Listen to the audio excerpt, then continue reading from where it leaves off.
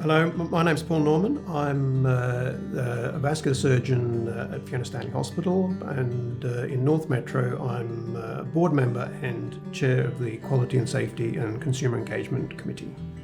So I've worked at Fremantle Hospital and more recently at Fiona Stanley Hospital as a vascular surgeon for the last 30 years now. And having spent all that time delivering healthcare, I thought it was time I concentrated a bit more on how healthcare is delivered. As a surgeon, a major priority for me has been quality and safety. And so that I brought that to the board, and that's been my main interest and focused on the board is quality and safety. I chair the Quality and Safety and Consumer Engagement Committee. Surgeons are inherently optimistic creatures. They always believe there's a solution to a problem. So I hope I also bring that sort of doggedness and perseverance to the board with the belief that problems can be solved if you just keep at it.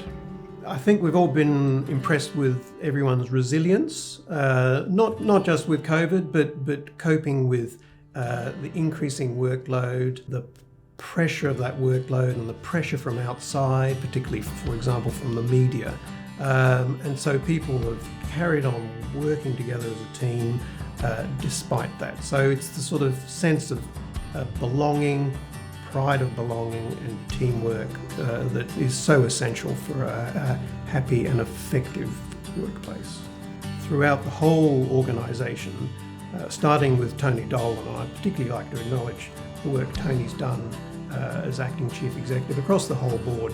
He did an absolutely fantastic job, and in terms of leading us through COVID, he was absolutely brilliant. And of course, with good leadership, that just filtered down.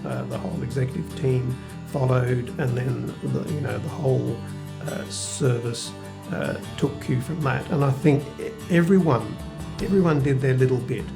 Whether it's the executive or nurses on the ward or cleaners or receptionists, engineers, everyone did a bit to help us get through that.